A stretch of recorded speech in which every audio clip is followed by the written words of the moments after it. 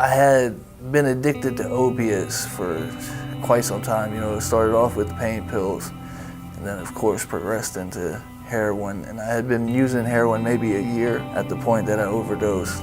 Next thing I remember is I'm waking up, Grand Strand Hospital attached to IVs, and walked out into the waiting room after ripping everything out to hear the doctor, you know, telling my parents and family that I had passed and there was nothing more they could do. My dad, he was in and out of the picture for one reason or another. It was a broken home, a lot of screaming, breaking things, some abuse. It wasn't very pleasant. It was actually my mother who had saw a flyer for a Father's Place somewhere, and she had gave it to me and said, "You need to call these people."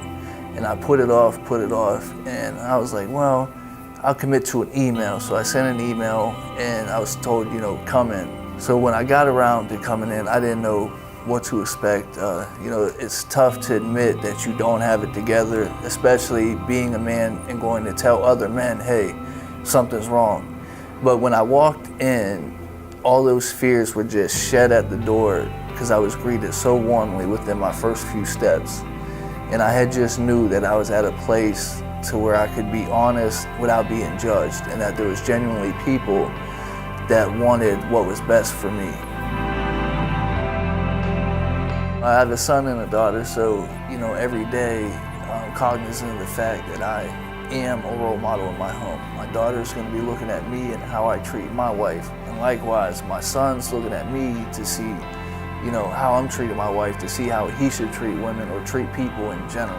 I try to always go the extra mile, you know, with my kids and pay attention when I'm interacting with anybody, just so they can see, okay, Dad's a good guy, this is how I'm supposed to treat people, and teach them, you know, the importance of respect, character, and integrity. I'm very transparent. That's one way I build trust. You know, I'm very transparent.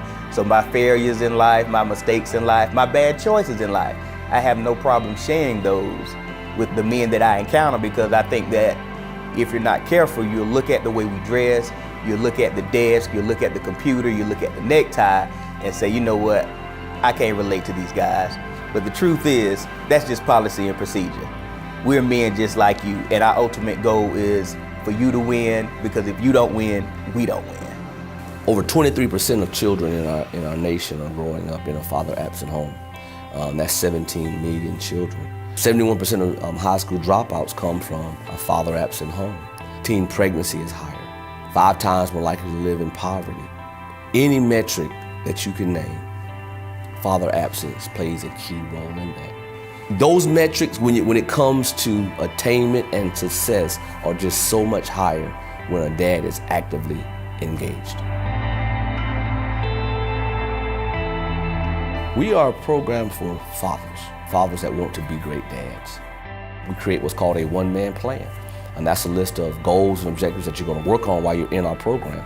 And those have a timeline, because we're here to help men. We're here to help fathers move forward. And so we're big on goal setting, we're big on setting a target, and let's work towards that target. So I consider us a one-stop shop. You walk in, we're going to do a comprehensive assessment, and we're going to come up with that unique plan for each man.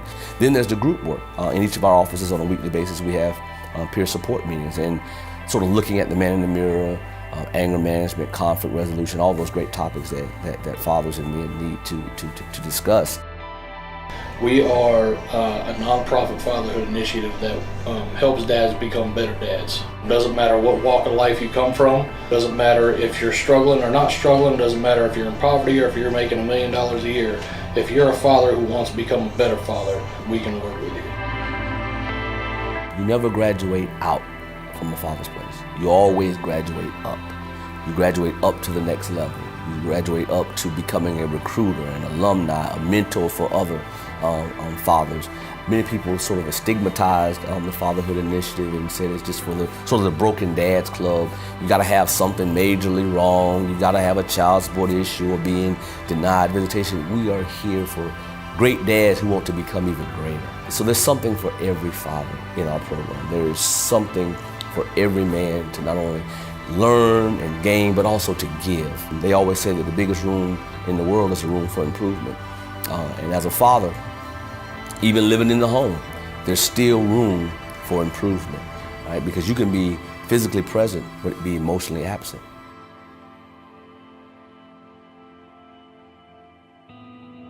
Our mission is to engage and empower fathers in the positive support of their children through goal-oriented programs so they can be the great dads that they're called to be.